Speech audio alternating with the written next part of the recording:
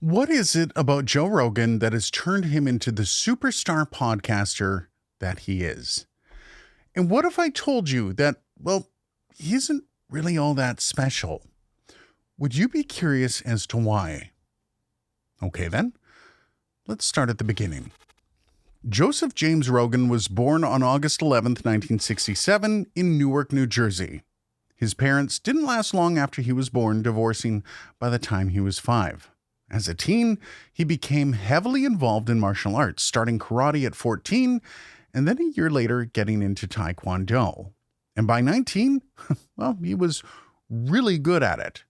By 19, he had won the U.S. Open Championship Taekwondo tournament as a lightweight and was the Massachusetts full contact state champion for 4 straight years, which by all accounts makes him really good at it. He went on to become an instructor and even dabbled in kickboxing. But sadly, by the time he was 21, he was coping with frequent headaches and ended up retiring from competition altogether. He went to the U of M in Boston, then just got bored, dropped out. He lived in Boston until he was 24, and then just upped and moved to New York. Now, before he had moved on to the big stage in New York, he'd already gotten his feet wet with comedy. During his Taekwondo days, he was considered quite the joker, and many of his friends encouraged him to take the stage. Right around the same time he had retired from competition, he did just that. His first show was August 27th, 1988, at an open mic at Stitches in Boston. As he was refining his art in comedy, he did menial stuff to keep the money flowing. And after convincing the owner of a comedy club to let him do a 5-minute routine, he was picked up by a talent agent that was in the crowd that night. So when he did make that move to New York, it was to be a full-time comedian. That said, things didn't really take off for Rogan until 4 years later when he picked up and moved to LA. Now, it was here that he got his first national television break with a spot on the MTV comedy show, Half Hour Comedy Show, which is a super witty title. This led to a few offers and some hard bargaining, which culminated in him getting his first acting gig in a Fox sitcom called Hardball. This is where he summed up his acting skill with the following quote: "If you can lie, you can act. And if you can lie to crazy girlfriends, you can act under pressure." Now, while all this was going on, he did continue his stand-up, working at the Comedy Store in Hollywood. Then Joe happened upon a bit of a steadier paycheck with the show News Radio, playing Joe Girelli, the handyman at a New York talk radio station. Joe made fast friends with Phil Hartman, who ended up later dying while the show was still ongoing.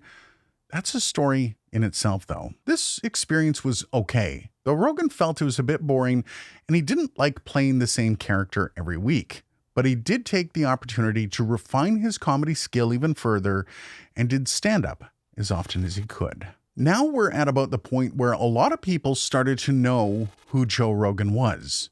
And for that reason, maybe I won't go as far in depth here. But at this point, you might be asking yourself, what the hell does this all have to do with his podcast career? Well, you see, all this time Rogan was developing his identity in media. His comedy was decidedly blue collar. He was your average guy, and he was also considered smart.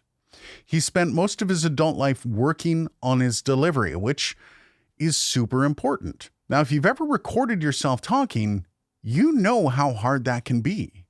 So by the time he had taken over the hosting roles for the UFC, as well as his mostly scripted work with Fear Factor, well, he was very aware of media. And he was also very well aware of what was expected of him to make content that was consumable by the masses. But that's not everything, so don't just click off.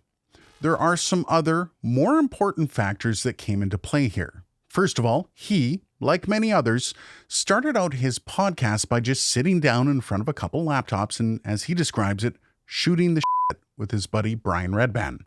Now, of course, his standing within Hollywood circles allowed him to go just a bit bigger than you or I can. But he did still start with what's considered a pretty minor cast of guests. Most nights it was just him and Redban shooting the shit. What made people listen then? What was the payoff to all of that? Well, he was still a pretty minor actor in those days, and while people love to say that's what gave him the push, I don't think so. There have been many B-list and even A-list actors today that have podcasts. None of them are even coming close to his numbers. Almost because of his obscurity, he had to rely on his personality and his showmanship just to make it work. Also, consider the fact that he's been consistently releasing weekly content for 12 years. And while he did get to ride that initial boom into podcasting, he already knew how to deliver because of a couple simple concepts that are his big secrets to success. Now, all of what I've said up till now isn't enough to crack a $100 million contract with Spotify. It really isn't. There is a secret to his success here. He has what you'd call a pronounced personality, and that is something that you just can't dismiss. He has developed the character of Joe Rogan that is the every guy persona. Someone that you would love to sit down with and have a beer or two, perhaps. Someone that is polarizing, yet smart enough to hold his own. That appeal cannot be oversold. Also, his opinions are never just opinions. They're generally well thought out and researched, whether you agree with them or not. And they're also rarely presented as fact, which does separate him from a lot of the others that are trying to follow in his footsteps. Lastly, while you're typing away your angry comments about what he said at one time or another, remember that yes, he has been inflammatory at points, even downright insulting, but that is the final edge to his success. Look over history at the people that have grown successful platforms and find me one that didn't light a few fires. He just lights his with an understanding of what he is saying, as well as a level of intellect to never cross certain lines. Everything that comes out of his mouth is intentional.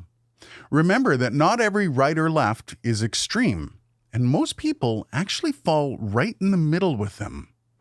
So if your words or stories can impact people on that level and that wide of an audience, yes, you can also do this. Because despite it feeling like it was an overnight thing, Joe Rogan has been building his brand his whole life. And he wasn't a success the whole time. Remember what I said at the beginning. Joe Rogan is not special. He didn't trip into this, though. He worked his ass off for it. That said, what Joe Rogan has achieved as a podcast host can be duplicated. Just not by everyone, because not everyone has the talent, and fewer yet are willing to put in the work. Thanks for watching. If you like this somewhat unusual type of video and want to see more, let me know down below. And I will see you in the next video.